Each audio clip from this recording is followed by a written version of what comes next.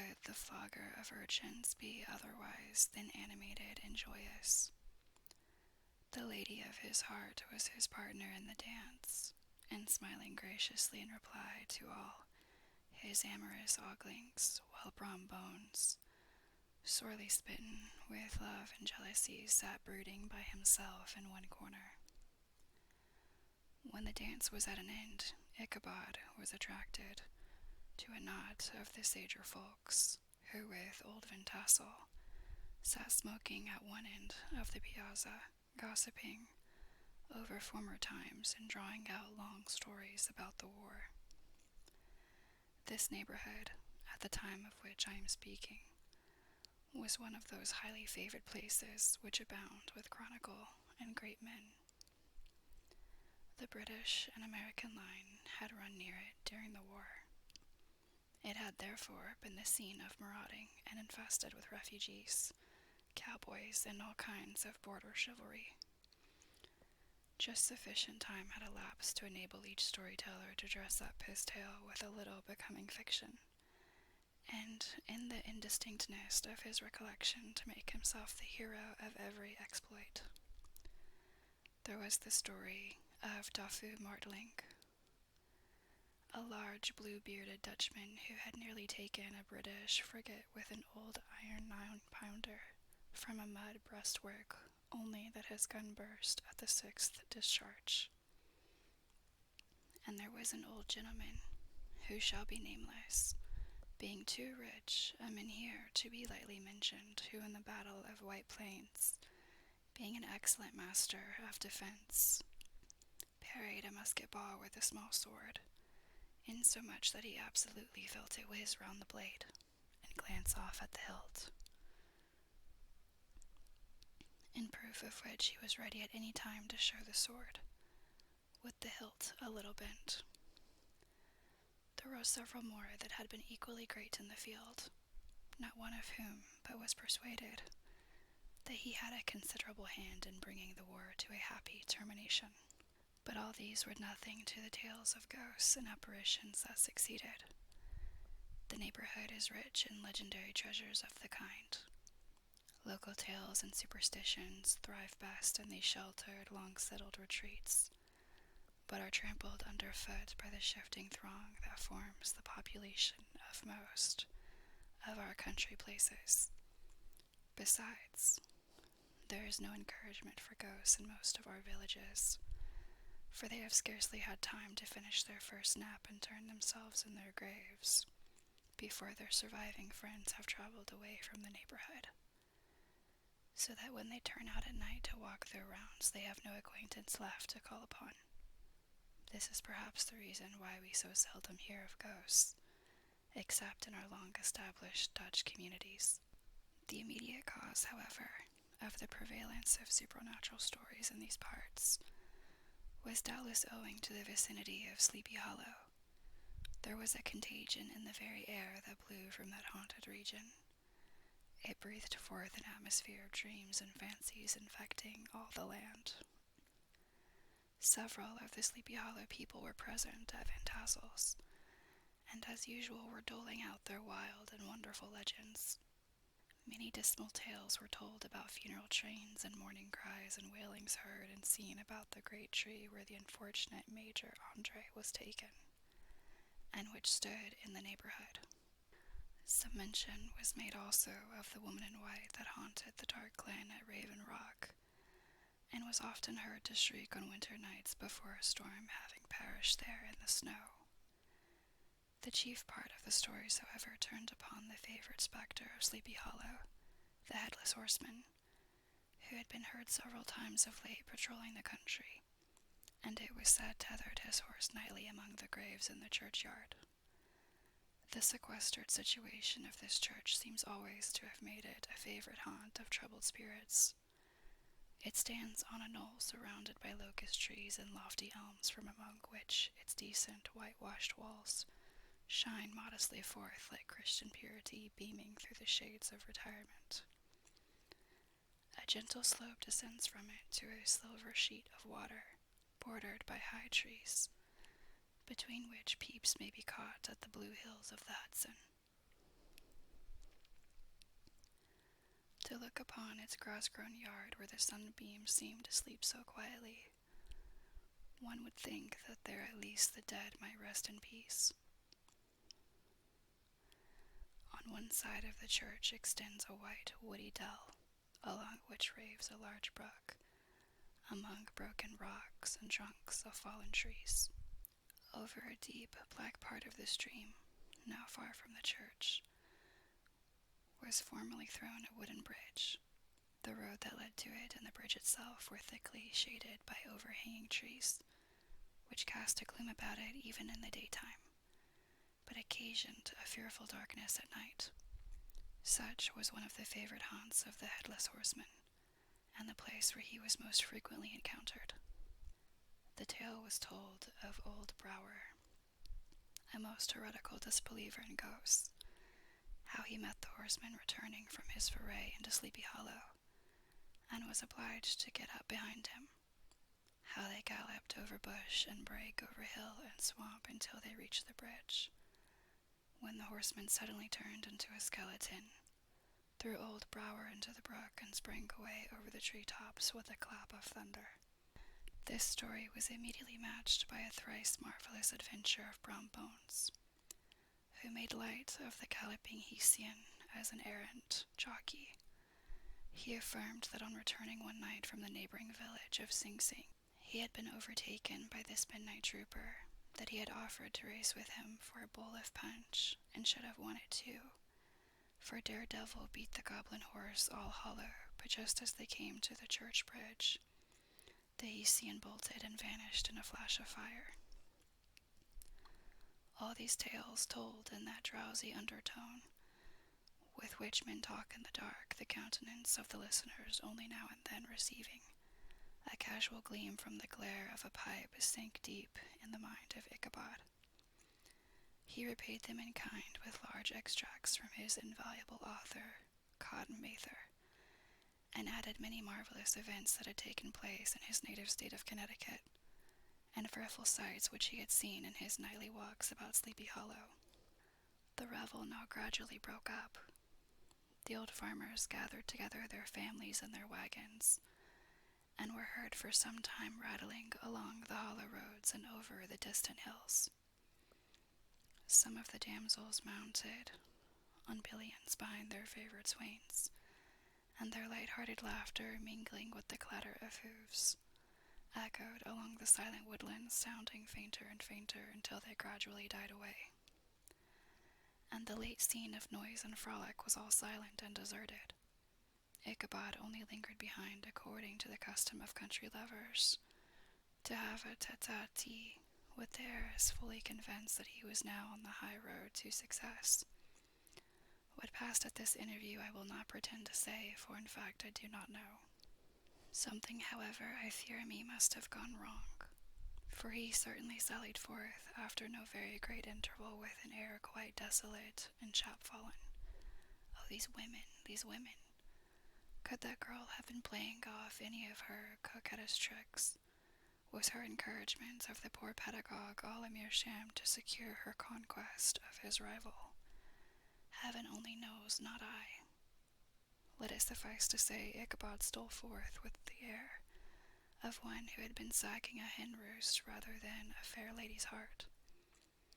Without looking to the right or left to notice the scene of royal wealth on which he had so often gloated, he went straight to the stable, and with several hearty cuffs and kicks, roused the steed most uncourteously from the comfortable quarters in which he was soundly sleeping, dreaming of mountains of corn and oats and whole valleys of timothy and clover.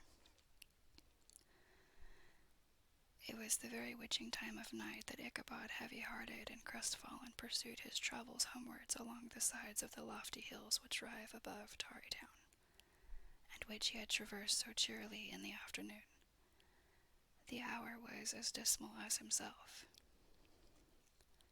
Far below him the Tappan Zee spread its dusky and indistinct waste of waters, with here and there the tall mast of a sloop riding quietly at anchor under the land. In the dead hush of midnight he could even hear the barking of the watchdog from the opposite shore of the Hudson. but it was so vague and faint as only to give an idea of his distance from this faithful companion of man. Now and then, too, the long-drawn crowing of a rooster, accidentally awakened, would sound far, far off from some farmhouse away among the hills. But it was like a dreaming sound in his ear. No signs of life occurred near him, but occasionally the melancholy chirp of a cricket, or perhaps the guttural twang of a bullfrog from a neighboring marsh, as if sleeping uncomfortably and turning suddenly in his bed. All the stories of ghosts and goblins that he had heard in the afternoon now came crowding upon his recollection. The night grew darker and darker, the stars seemed to sink deeper in the sky, and driving clouds occasionally hid them from his sight. He had never felt so lonely and dismal. He was, moreover, approaching the very place where many of the scenes of the ghost stories had been laid. In the center of the road stood an enormous tulip tree which towered like a giant above all the other trees of the neighborhood, and formed a kind of landmark. Its limbs were gnarled and fantastic, large enough to form trunks for ordinary trees, twisting down almost to the earth, and rising again into the air. It was connected with the tragical story of the unfortunate Andre, who had been taken prisoner hard by, and was universally known by the name of Major Andre's tree. The common people regarded it with a mixture of respect and superstition, partly out of sympathy for the fate of its ill-starred namesake, and partly from the tales of strange sights and doleful lamentations told concerning it. As Ichabod approached this fearful tree, he began to whistle. He thought his whistle was answered. It was but a blast sweeping sharply through the dry branches. As he approached a little nearer, he thought he saw something white, hanging in the midst of the tree. He paused and ceased whistling, but on looking more narrowly perceived that it was a place where the tree had been scathed by lightning, and the white wood laid bare. Suddenly he heard a groan. His teeth chattered, and his knees smote against the saddle. It was but the rubbing of one huge bough upon another, as they were swayed about by the breeze. He passed the tree in safety, but new perils lay before him. About 200 yards from the tree, a small brook crossed the road, and ran into a marshy and thickly wooded glen, known by the name of Wiley Swamp.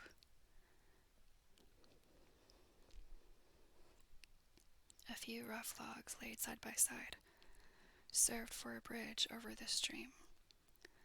On that side of the road where the brook entered the wood, a group of oaks and chestnuts, matted thick with wild grapevines, threw a cavernous gloom over it. To pass this bridge was the severest trial.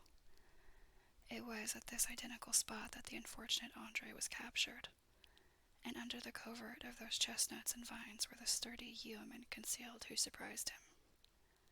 This has ever since been considered a haunted stream, and fearful are the feelings of the schoolboy who has to pass it alone after dark. As he approached the stream, his heart began to thump. He summoned up, however, all his resolution, gave his horse half a score of kicks in the ribs, and attempted to dash briskly across the bridge. But instead of starting forward, the perverse old animal made a lateral movement, and ran broadside against the fence. Ichabod, whose fears increased with the delay, jerked the reins on the other side, and kicked lustily with the contrary foot. It was all in vain. His steed started, it is true, but it was only to plunge to the opposite side of the road, into a thicket of brambles and alder bushes. The schoolmaster now bestowed both whip and heel upon the starveling ribs of old Gunpowder, who dashed forward, snuffling and snorting, but came to a stand just by the bridge, with a suddenness that had nearly sent his rider sprawling over his head. Just at this moment, a plashy tramp by the side of the bridge caught the sensitive ear of Ichabod. In the dark shadow of the grove on the margin of the brook he beheld something huge, misshapen, and towering. It stirred not, but seemed gathered up in the gloom like some gigantic monster ready to spring upon the traveler. The hair of the affrighted pedagogue rose upon his head with terror. What was to be done? To turn and fly was now too late, and besides, what chance was there of escaping ghost or goblin, if such it was, which could ride upon the wings of the wind? Summoning up therefore a show of courage, he demanded, in stammering accents, "Who are you?"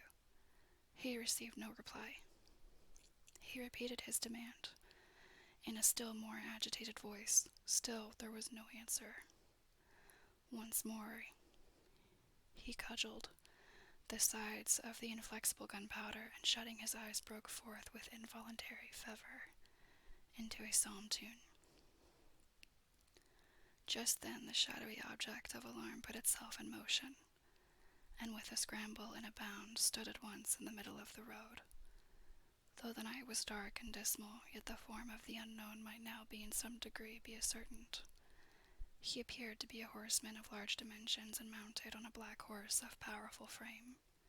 He made no offer of molestation or sociability, but kept aloof on one side of the road, jogging along on the blind side of old Gunpowder, who had now got over his fright and waywardness.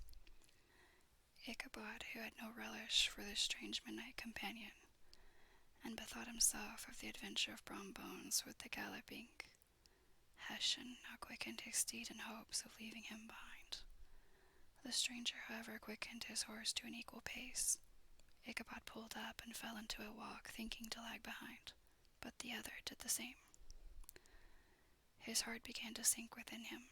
He endeavored to resume his psalm tune, but his parched tongue clove to the roof of his mouth, and he could not utter a stave. There was something in the moody and dogged silence of this pertinacious companion that was mysterious and appalling. It was soon fearfully accounted for. On mounting a rising ground which brought the figure of his fellow traveler in relief against the sky, gigantic in height, and muffled in a cloak, Ichabod was horror-struck on perceiving that he was headless. But his horror was still more increased on observing that the head, which should have rested on his shoulders, was carried before him on the pommel of his saddle. His terror rose to desperation. He rained a shower of kicks and blows upon Gunpowder, hoping, by a sudden movement, to give his companion the slip, but the spectre started full jump with him. Away then they dashed through thick and thin, stones flying and sparks flashing at every bound. Ichabod's flimsy garments fluttered in the air as he stretched his long, lank body away from his horse's head in the eagerness of his flight. They had now reached the road which turns off to Sleepy Hollow, but Gunpowder, who seemed possessed with a demon, instead of keeping up, it made an opposite turn, and plunged headlong downhill to the left. This road leads through a sandy hollow shaded by trees for about a quarter of a mile, where it crosses the bridge famous in goblin story, and just beyond swells the green knoll on which stands the whitewashed church. As yet the panic of the steed had given his unskilful rider an apparent advantage in the chase, but just as he had got halfway through the hollow, the girths of the saddle gave way, and he felt it slipping from under him.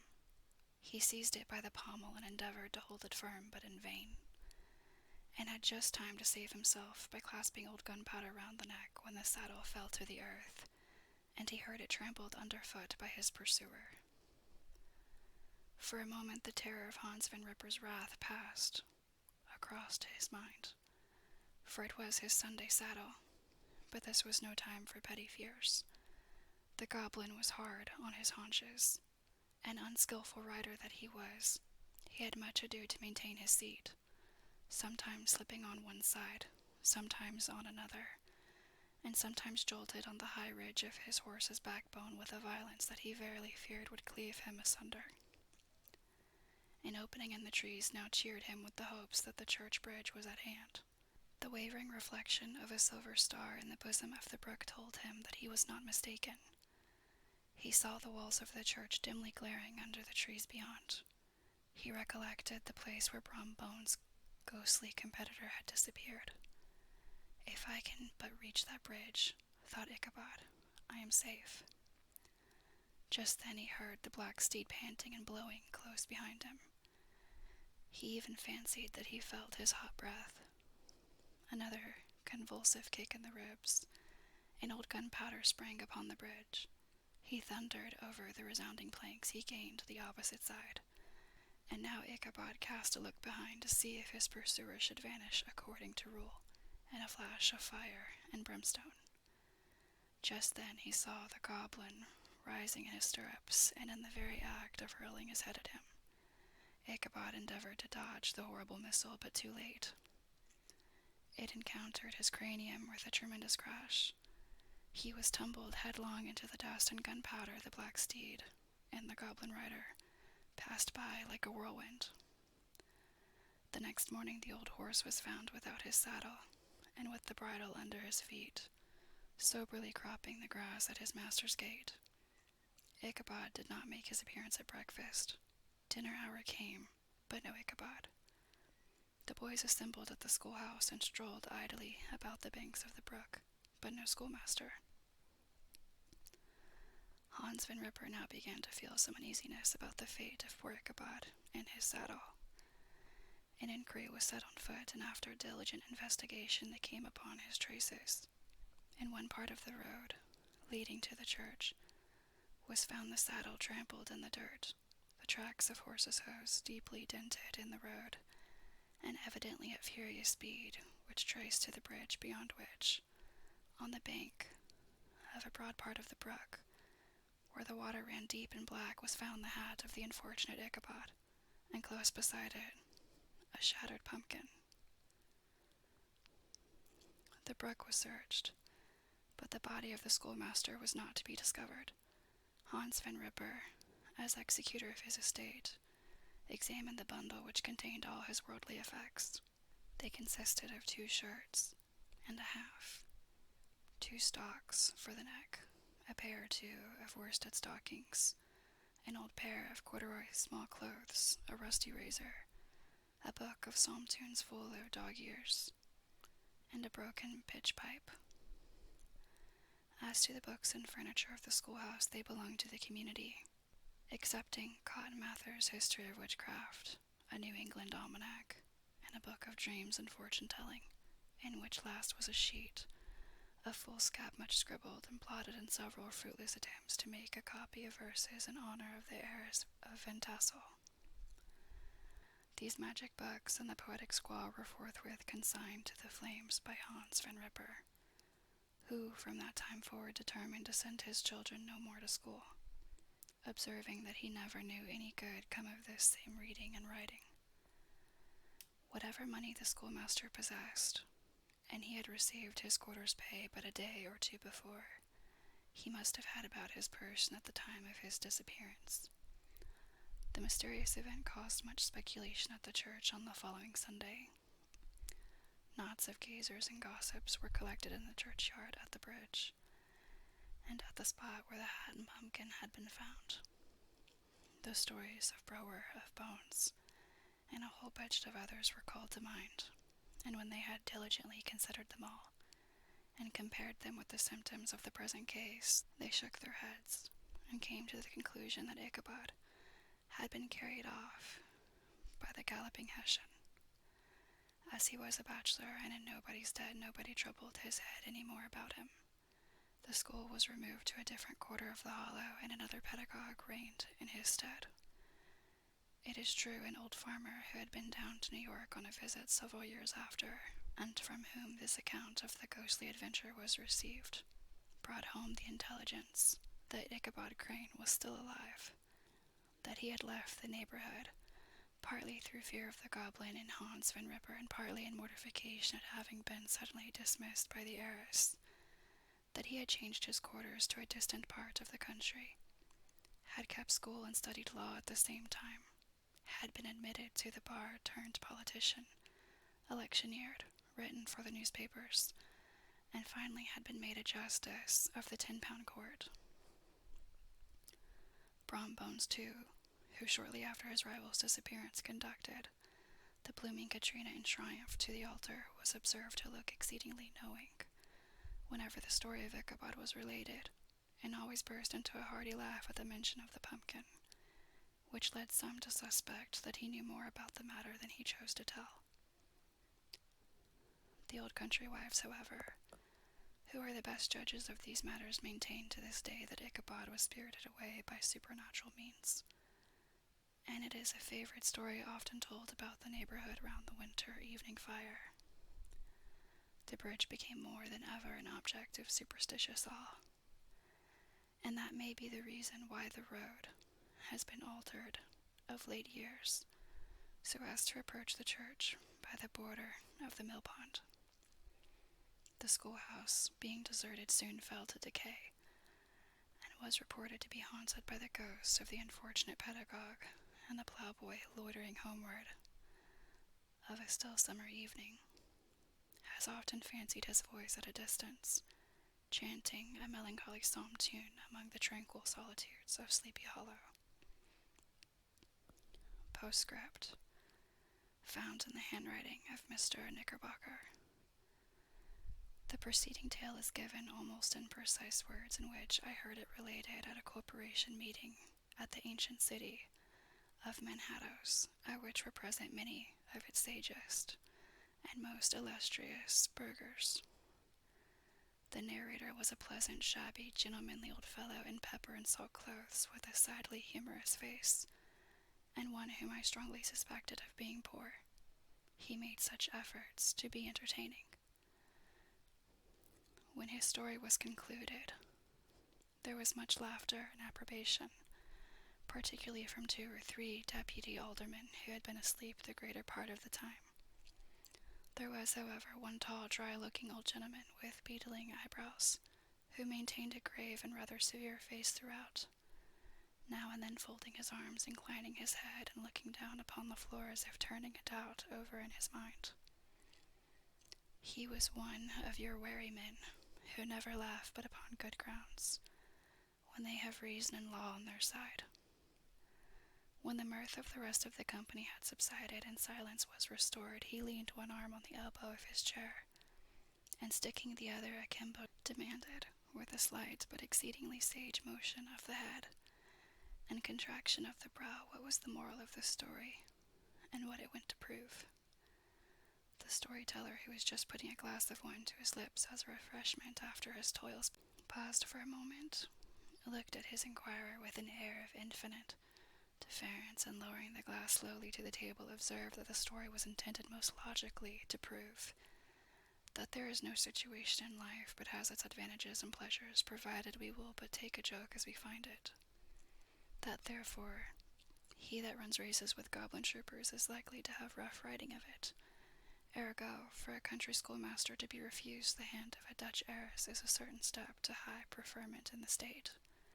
The cautious old gentleman knit his brows tenfold closer after this explanation, being sorely puzzled by the ratiocination of the syllogism, while methought the one in pepper and salt eyed him with something of a triumphant leer. At length he observed that all this was very well, but still he thought the story a little on the extravagant. There were 1 or 2 points on which he had his doubts. "Faith, sir," replied the storyteller, "as to that matter, I don't believe 1/2 of it myself."